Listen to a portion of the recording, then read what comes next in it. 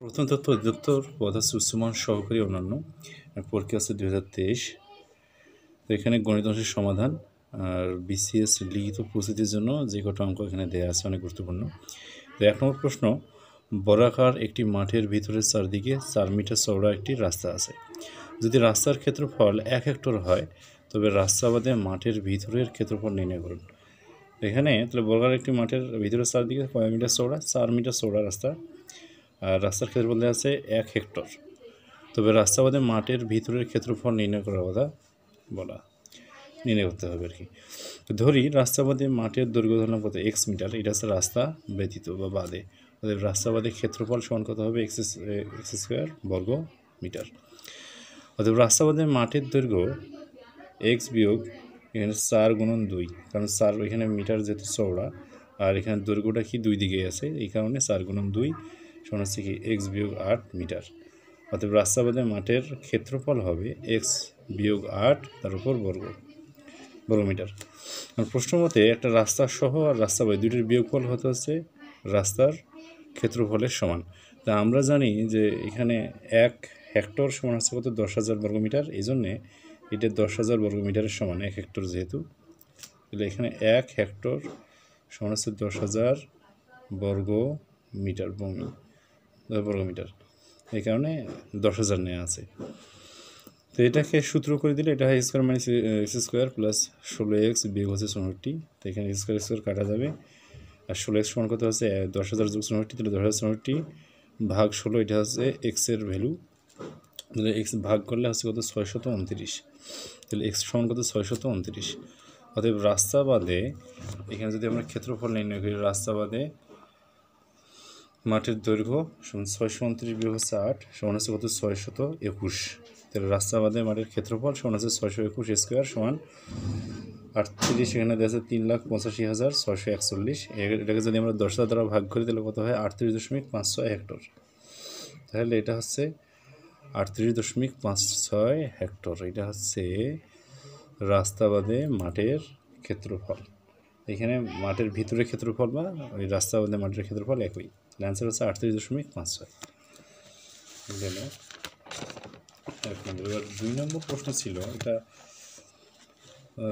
দূরত্ব উচ্চতা বিষয়ক যে সমাধান দেওয়া আছে বা অঙ্কগুলো বিসিএস লিখিত পরীক্ষার জন্য ত্রিকোণমিতির অঙ্ক, এটা অনেকটা গুরুত্বপূর্ণ অঙ্ক। যে ভূতলে কোনো স্থানে একটি স্তম্ভের শীর্ষের উন্নতিকোণ দেওয়া আছে কত? 60 ডিগ্রি। ওই স্থান হতে যদি 25 মিটার পিছিয়ে স্তম্ভটির উন্নতিকোণ কত হয়?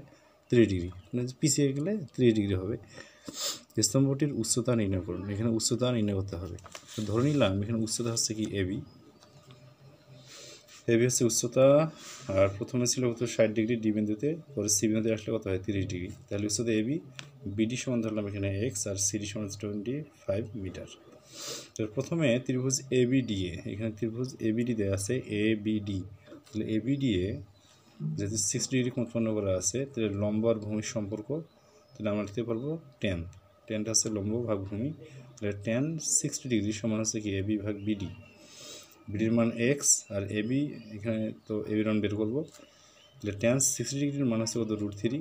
তাহলে এবি সমান আমরা এখানে লিখতে পারবো এক্স √3। এটা হচ্ছে 1 নম্বর একটা সমীকরণ। আবার ত্রিভুজ এবিসি, এবিসি এ আবার কত হচ্ছে? টেনের সম্পর্ক। টেন 30 ডিগ্রি, এর ভ্যালু হচ্ছে 1 ভাগ √3। তাহলে এবি ভাগ বিসি, বিসির মান এখানে কত? x যোগ 25, একবারে মান বসে দেওয়া যাবে x যোগ 25। তাহলে এখান থেকে 1 ভাগ টেন 30 মান হচ্ছে কত? 1 ভাগ √3, যেটা এখানে বসে দেওয়া আছে। এখানে মান বসে দেওয়ার পরে ক্যালকুলেশন করলে এখান থেকে এক্স এর মান বের হবে 25 ভাগ 2।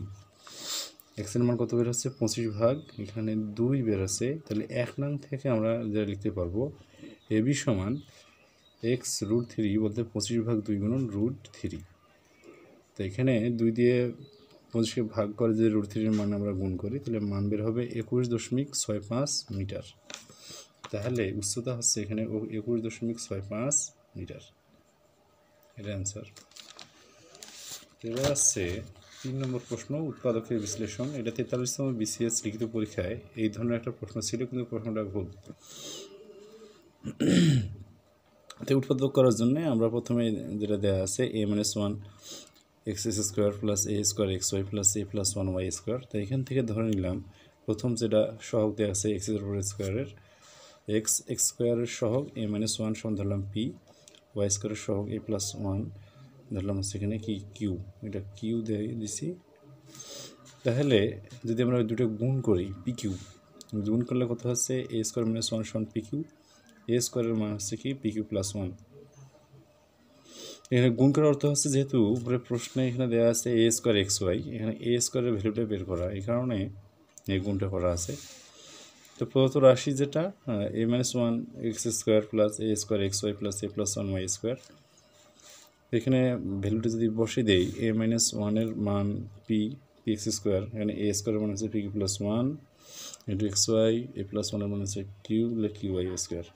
তো এক্স ওয়াইয়ের সঙ্গে গুণ করে দিলে পি কিউ এক্স ওয়াই হয় plus x y plus q y square. এখান থেকে পি এক্স কমন নিলে এক্স প্লাস কিউ ওয়াই থাকে, প্লাস ওয়াই কমন নিলে এক্স প্লাস কিউ ওয়াই।